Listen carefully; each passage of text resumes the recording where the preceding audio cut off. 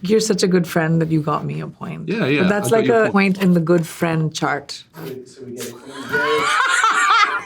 It's written on the back. It totally got you. Hi everyone, I'm Priyanka. And I'm Karl.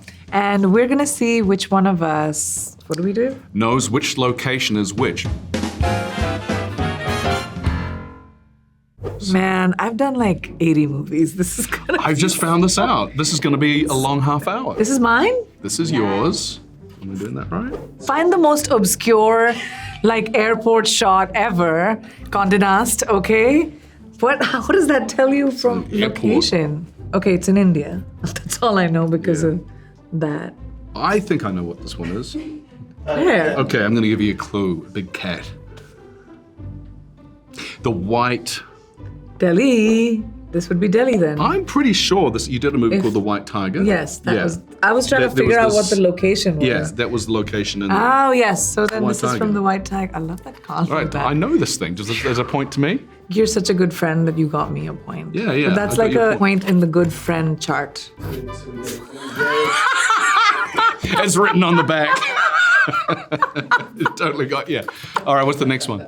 You're such a bluffer. Bluffed ya. There's a magic to India which is like indescribable especially for people who haven't been there. There's a noise that kind of exists but becomes like white noise almost.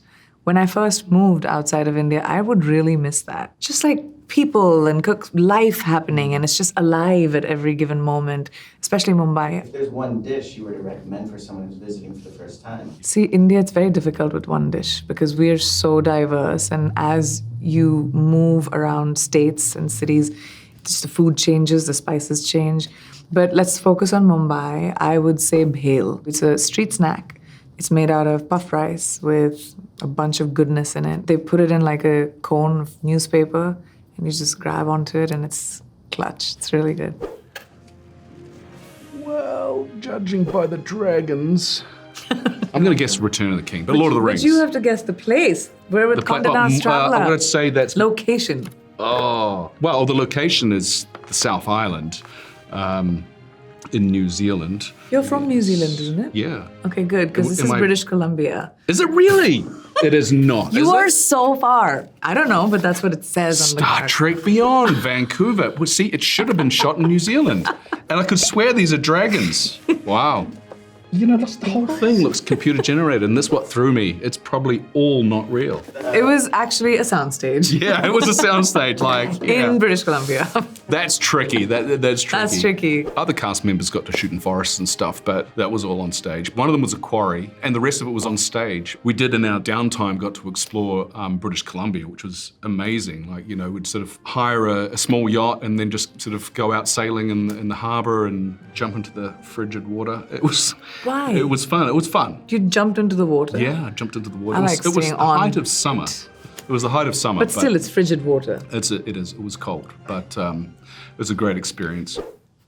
Oh, where were we? This is The Matrix Resurrections. This is San Francisco, and this was actually COVID year. Am I right? Yeah, you got most San of it Francisco, right. It is the location? Matrix Resurrections, but they've got Berlin, Germany on the back of this. See, we shot it in San Francisco, and then we shot it in Berlin, Germany. So we're both right.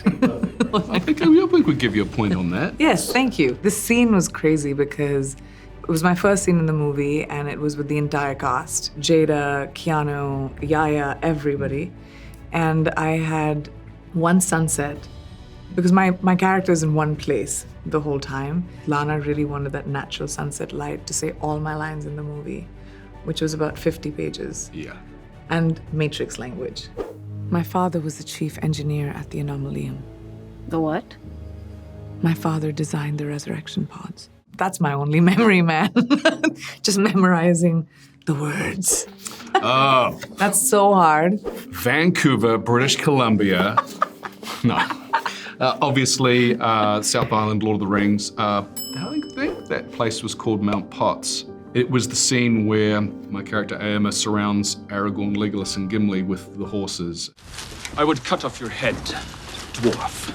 if it stood but a little higher from the ground. The amazing thing about this place is it was on a farm in the middle of nowhere, and they spent like the budget of an average New Zealand film, which would be about 2 million, New Zealand dollars, building a road to get into this location, which had never been committed to film before because it was what the director wanted. It was just this unique sort of topography But that was quite common. Like we would, quite often they would load us into small Cessna planes and fly us over other side of Lake Wanaka or something. Would land in a sheep field, and then hop into a 4x4 and then drive up a mountain. I mean, it was crazy. Because it would be untouched where you would land. Yeah, exactly. That's what Pete Jackson wanted. It was an extraordinary experience, and I think probably out of everything I've done, I think working with Peter Jackson was the most amazing experience, and probably my favorite director that I've ever worked with. I've never been to New Zealand. Haven't you it's ever on my been? bucket list. Oh my God. Oh, I know this. This was a movie called Dil Dhadakne Do that I did. We were on a cruise ship, so we were in multiple places. It was an actual cruise ship where there were other guests, by the way. Oh wow! While you were shooting, while you were we on a were real filming. cruise ship. Yes.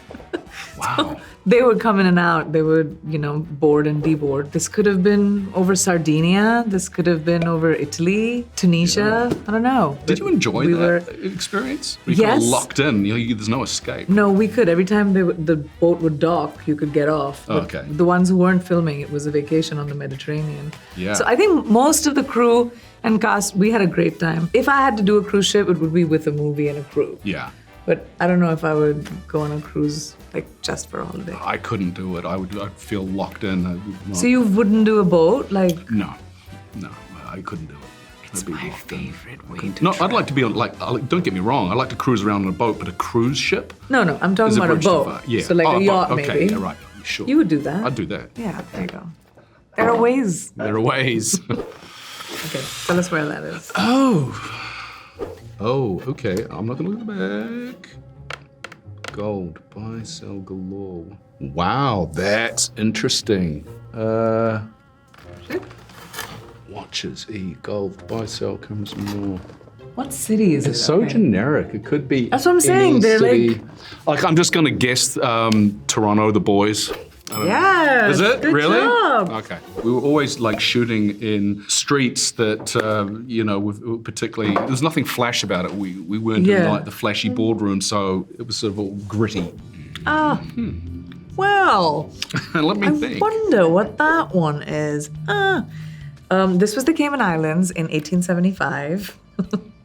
No, it was Gold Coast, Australia, where we built this incredible practical set for the Bluff. They built this home in the middle of this cane field, and it's such a rarity because it was a fully interactive set in terms of there was an interior and exterior, and quite often Like it was a real it's a real home. Quite often, you'll just have like a shell of a house and then nothing inside. But this, what Frank wanted the ability to move from inside to outside, and it's a real old school filmmaking. You know how old school it was that we shot in order of how the house would get destroyed, Yeah, of all the scenes, so that the last scene of the home will be you burning it. Yeah. And you actually burnt the home yeah. in the movie. Like, we saw the whole set crumble. It was really, really cool. And if you look at this picture, if you see these stairs going up and that cavity underneath the house, that's where the snake wrangler would get the brown snakes that crawl up there when the crew had gone at night, and the snakes would move in at the end of the day. So we had a snake wrangler that would go and catch snakes on our set. Yeah. Super fun. Australia. Yeah. It was supposed to be winter at the Gold Coast. I love winter on the Gold Coast. It was beautiful. The weather was perfect. It rained a few times, which was also beautiful. I just think it's such a great place for just people and families. I had my daughter with me. She was 2 years old at that time. And miles of gorgeous water. The water was warm. Being able to work with a crew that has such a high level of expertise was amazing.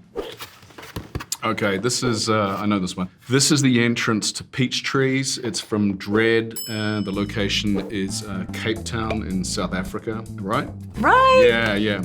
I had a blast shooting this movie. This is the first movie that was shot at the Cape Town Film Studios, and I hadn't actually, met or interacted with that many South Africans before coming from New Zealand, but the people were so wonderful. I'm really proud of that movie. It's a little cult classic that I think really punches high above its weight. I think it was like really kind of before its time in many ways, and I feel sort of grateful that an audience sort of discovered it post its release. A lot of fun. That's one character I'd love to do again if I had the opportunity. How do you think the game went? Pretty good. I'm gonna take contention with the computer-generated mountains that you put in my face. I'm like, come on, it's not real. But apart from that, it was great. But it was a place. You shot it in a studio. It was on a computer. That place is a computer.